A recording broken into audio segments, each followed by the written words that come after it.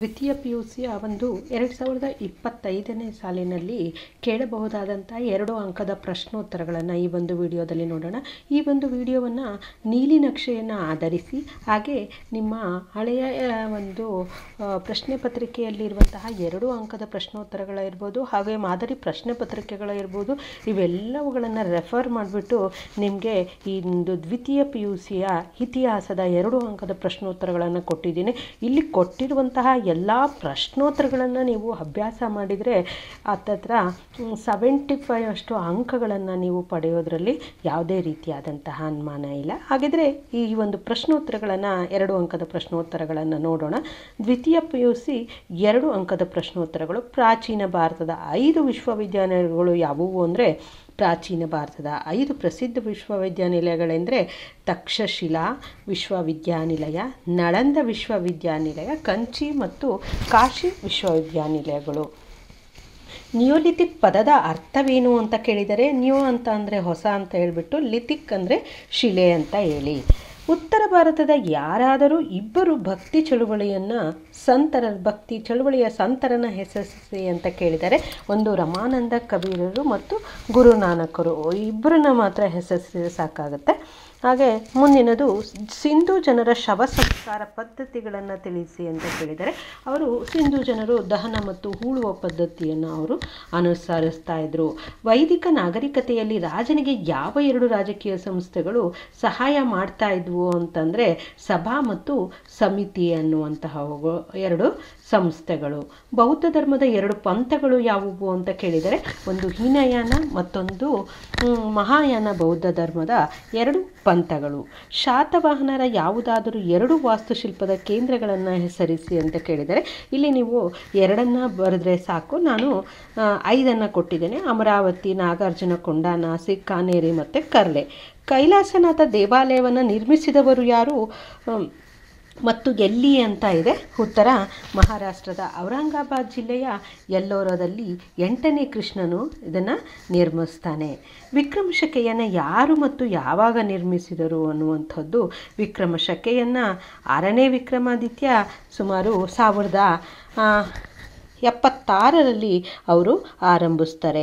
ತೋದರಮಲ್ಲನು ವರ್ಗೀಕರಿಸಿದ ಯಾವುದಾದರೂ 2 ಬಗೆಯ ಭೂಮಿಯ ವಿಧಗಳನ್ನು ತಿಳಿಸಿ ಅಂತ ಕೇಳಿದರೆ, ಒಂದು ಪೋಲಚ್ ಅಂದರೆ ಸತತ ಉಳುಮೆಯಲ್ಲಿರುವಂತಹ ಭೂಮಿಯನ್ನು ಪೋಲಚ್ ಅಂತ ಕರಿತಾ ಇದ್ರು. ಹಾಗೆ ಇನ್ನೊಂದು ಬಂಜರ್ ಅಂತಂದರೆ 5 ವರ್ಷಗಳಿಂದ ಹೆಚ್ಚು ಕಾಲ ಉಳುಮೆ ಮಾಡದಂತಹ ಭೂಮಿಗೆ ಬಂಜರ್ ಭೂಮಿ ಅಂತ ಹೇಳ್ಬಿಟ್ಟು ಕರೆಯಲಾಗ್ತಾ ಇತ್ತು. ಹಾಗೆ ಸರ್ದೇಶ್ಮುಖಿ ಅಂದರೆ ಏನು ಅಂತಂದರೆ, ಶಿವಾಜಿಯು ಸಂಗ್ರಹಿಸ್ತಾ ಇದ್ದಂತಹ 2 ಪ್ರಮುಖ ತೆರಿಗೆಗಳು ಚೌತ್ ಮತ್ತು ಸರ್ದೇಶ್ಮುಖಿ ಅನ್ನುವಂಥದ್ದು ಒಂದು. ಹಾಗೆ ಗೋಲ್ ಗುಂಬಜ್ ಎಲ್ಲಿದೆ ಮತ್ತು ಅದನ್ನು ನಿರ್ಮಿಸಿದವರು ಯಾರು ಅಂತ ಇದೆ. ಗೋಲ್ ಗುಂಬಜ್ ಎನ್ನುವಂತಹದ್ದು ಬಿಜಾಪುರದಲ್ಲಿದೆ.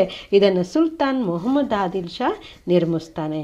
ಹಾಗೆ ಶಂಕರಾಚಾರ್ಯರು ಜಗತ್ತನ್ನು ಮಾಯೆ ಎಂದು ಏಕೆ ಕರೆದಿದ್ದಾರೆ ಅನ್ನುವಂಥದ್ದು, ಉತ್ತರ ಬ್ರಹ್ಮಸತ್ಯ ಜಗಮಿಥ್ಯ.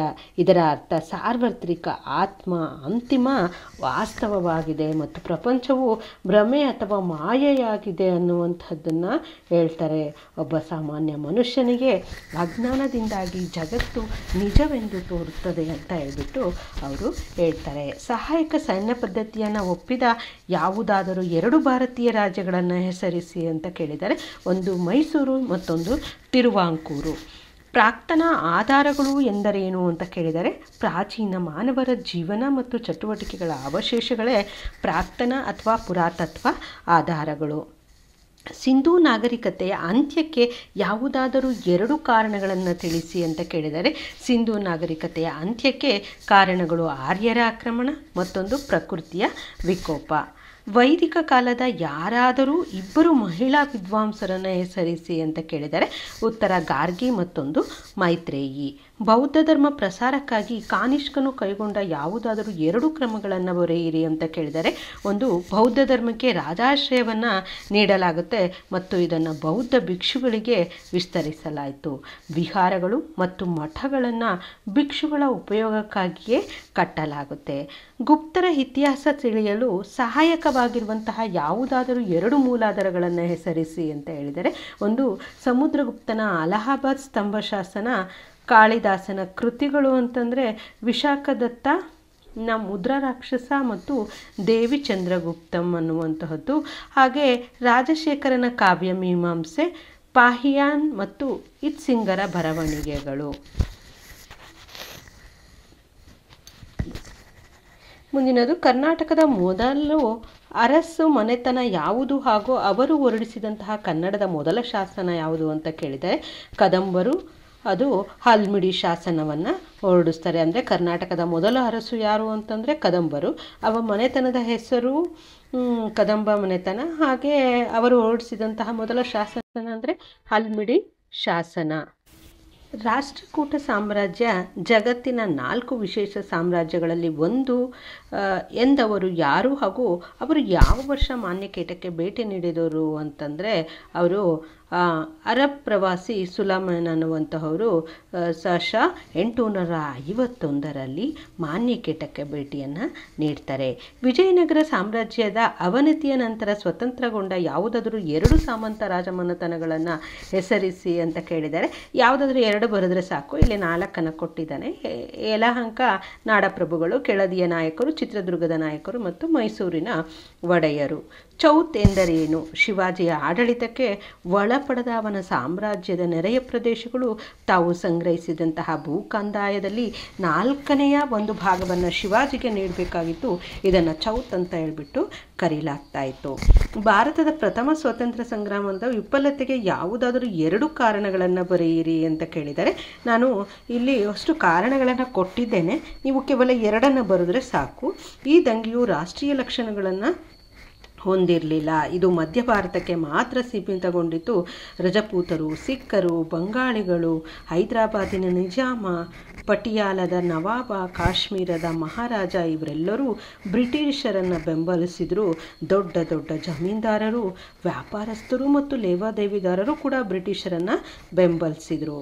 ಸುಶಿಕ್ಷಿತ ಭಾರತೀಯರು ಹಳೆಯ ವ್ಯವಸ್ಥೆಯೇ ಮರಳಿ ಬರಬಹುದೆಂಬ ಭಯದಿಂದ ದಂಗೆಯನ್ನು ಬೆಂಬಲಿಸಲಿಲ್ಲ. ಬ್ರಿಟಿಷರ ಆಡಳಿತವು ಆಧುನೀಕರಣದ ಗುರಿಯನ್ನು ಸಾಧಿಸುವುದಾಗಿ ಅವರು ನಂಬಿಕೊಂಡಿರ್ತಾರೆ. 6 ಅಂಶಗಳನ್ನು ಕೊಟ್ಟಿದ್ದೇನೆ. ಕೇವಲ 2 ಬರೆದ್ರೆ ಸಾಕು ನೀವು. ಬ್ರಹ್ಮ ಸಮಾಜದ ಸ್ಥಾಪನೆಗೊಂಡಿದ್ದು ಎಲ್ಲಿ ಮತ್ತು ಯಾವಾಗ ಅಂತ ಕೇಳಿದರೆ ಅದು 1828ರಲ್ಲಿ ರಾಜಾರಾಮ್ ಮೋಹನ್ ರಾಯರು ಈ ಬ್ರಹ್ಮ ಸಮಾಜವನ್ನು ಕೋಲ್ಕತ್ತಾದಲ್ಲಿ ಸ್ಥಾಪಿಸುತ್ತಾರೆ. ಮೈಸೂರು ರಾಜ್ಯದ ಯಾವ 2 ನಗರಗಳ ನಡುವೆ ಪ್ರಥಮ ರೈಲು ಮಾರ್ಗವನ್ನು ಹಾಕಲಾಯಿತು ಅಂದರೆ ಅದು ಬೆಂಗಳೂರು ಹಾಗೂ ಜೋಲಾರ್ಪೇಟೆ ಮಧ್ಯ.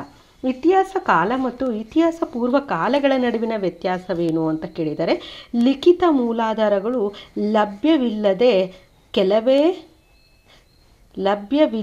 ಲಿಖಿತ ಮೂಲಾಧಾರಗಳು ಲಭ್ಯವಿಲ್ಲದ ಕಾಲವೇ ಇತಿಹಾಸದ ಪೂರ್ವಕಾಲ. ಲಿಖಿತ ಮೂಲಾಧಾರಗಳು ಲಭ್ಯವಿರುವ ಕಾಲವೇ ಇತಿಹಾಸ ಕಾಲ. ಹಾಗೆ ಪ್ಯಾಲಿಯೋಲಿಥಿಕ್ ಪದದ ಅರ್ಥವೇನು ಅಂತ ಕೇಳಿದರೆ ಇದು ಗ್ರೀಕ್ ಭಾಷೆಯಿಂದ ಬಂದದ್ದು. ಪ್ಯಾಲಿಯೋ ಎಂದರೆ ಹಳೆಯ ಮತ್ತು ಲಿಥಿಕ್ ಅಂತ ಅಂದರೆ ಶಿಲೆ ಎಂಬುದಾಗಿದೆ. ಮೌರ್ಯರ ಕಾಲದ 2 ಬಗೆಯ ನ್ಯಾಯಾಲಯಗಳನ್ನು ಹೆಸರಿಸಿ ಅಂತ ಕೇಳಿದರೆ ಆ 2 ನ್ಯಾಯಾಲಯಗಳು ಅಂತಂದರೆ ಧರ್ಮಸ್ಥಯ ಮತ್ತು ಕಂಟಕ ಶೋಧಕ ನ್ಯಾಯಾಲಯಗಳು.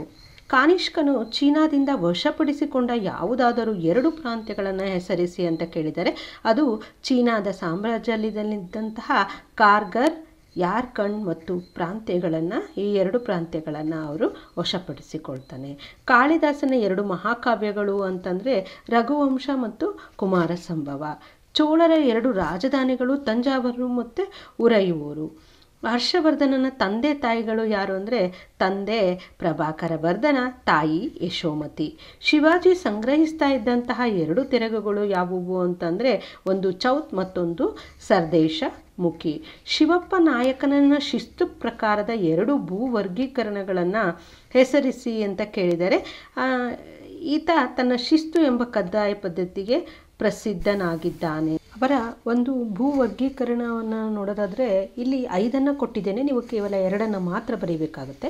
ಉತ್ತಮ ಫಲವತ್ತಾದ ಕಪ್ಪು ಮಣ್ಣಿನ ಭೂಮಿ, ಮಧ್ಯಮ ಕೆಂಪು ಮಣ್ಣಿನ ಭೂಮಿ, ಕನಿಷ್ಠ ಮರಳು ಮಿಶ್ರಿತ ಭೂಮಿ, ಅಧಮ ತೇವಾಂಶ ರಹಿತ ಭೂಮಿ, ಹಾಗೆ ಅಧಮಾಧಮ ಬಂಜರು ಭೂಮಿ ಅನ್ನುವಂತಹ ರೀತಿಯಲ್ಲಿ 5 ಭೂ ವರ್ಗೀಕರಣಗಳನ್ನು ಈತ ಮಾಡ್ತಾನೆ. ಯಾವುದಾದ್ರೂ 2ಕ್ಕೆ ಮಾತ್ರ ನೀವು ಉತ್ತರಿಸಬೇಕಾಗುತ್ತೆ. ಮಧ್ವಾಚಾರ್ಯರು ಎಲ್ಲಿ ಮತ್ತು ಯಾವಾಗ ಜನಿಸಿದರು ಅಂತ ಇದೆ. ಮಧ್ವಾಚಾರ್ಯರು 1238ರಲ್ಲಿ ಉಡುಪಿ ಬಳಿಯ ಪಾಜಕದಲ್ಲಿ ಅವರು ಜನಿಸ್ತಾರೆ. ಚಾರ್ಲ್ಸ್ ವುಡ್ ವರದಿಯ ಪ್ರಕಾರ ಭಾರತದಲ್ಲಿ ಸ್ಥಾಪನೆಯಾದ ಯಾವುದಾದರೂ 2 ವಿಶ್ವವಿದ್ಯಾನಿಲಯಗಳನ್ನು ಹೆಸರಿಸಿ ಅಂತ ಕೇಳಿದ್ದಾನೆ.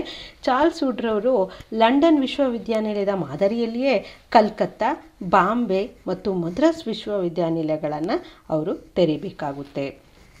ಸರ್ ಎಂ ವಿಶ್ವೇಶ್ವರಯ್ಯನವರು ರಚಿಸಿದ ಯಾವುದಾದರೂ 2 ಕೃತಿಗಳನ್ನು ತಿಳಿಸಿ ಅಂತ ಕೇಳಿದರೆ, ಒಂದು ಪ್ಲಾನೆಡ್ ಎಕನಾಮಿ ಫಾರ್ ಇಂಡಿಯಾ, ಇನ್ನೊಂದು ರೀಕನೆಕ್ಟಿಂಗ್ ಇಂಡಿಯಾ ಅನ್ನುವಂಥದ್ದು.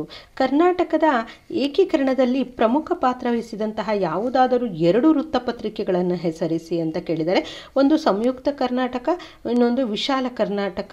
ಈ ಕರ್ನಾಟಕ ವೃತ್ತ ಮತ್ತು ವೃತ್ತಪತ್ರಿಕೆಗಳು ಬಹಳಷ್ಟು ಕರ್ನಾಟಕ ಏಕೀಕರಣದಲ್ಲಿ ಪ್ರಮುಖ ಪಾತ್ರವನ್ನು ವಹಿಸಿರ್ತವೆ. ಕರ್ನಾಟಕ ಏಕೀಕರಣ ಚಳುವಳಿಯ ಯಾರಾದರೂ 2 ನಾಯಕರನ್ನು ಹೆಸರಿಸಿ ಅಂತ ಕೇಳಿದರೆ, ಆಲೂರು ವೆಂಕಟರಾಯರು ಮತ್ತು ಎಸ್ ನಿಜಲಿಂಗಪ್ಪ. ಇಷ್ಟು ನಿಮ್ಮ ಒಂದು 2025ನೇ ಸಾಲಿಗಾಗಿ ಕೇಳಬಹುದಾದಂತಹ ಬರೋ ನಿರೀಕ್ಷಿತ ಅಥವಾ ಫಿಕ್ಸ್ಡ್ ಕ್ವಶನ್ ಅಂದರೂ ಕೂಡ ತಪ್ಪಾಗಲಾರದು 2 ಅಂಕದ ಪ್ರಶ್ನೆಗಳು. ಇವಿಷ್ಟನ್ನು ನೀವು ಅಭ್ಯಾಸ ಮಾಡಿದರೆ ಸುಲಭವಾಗಿ 16 ಅಂಕಗಳನ್ನು, ನಿಮ್ಮ 2 ಅಂಕದ ಪ್ರಶ್ನೆಗಳು ಒಟ್ಟಾರೆ ನಿಮಗೆ 16 ಅಂಕಗಳಿರುತ್ತೆ. ಈ 16 ಅಂಕಗಳನ್ನು ಕೂಡ ನೀವು ಸುಲಭವಾಗಿ ಪಡಿಬಹುದು ಅನ್ನುವಂಥದ್ದು ನನ್ನ ಅನಿಸಿಕೆ. ಧನ್ಯವಾದ.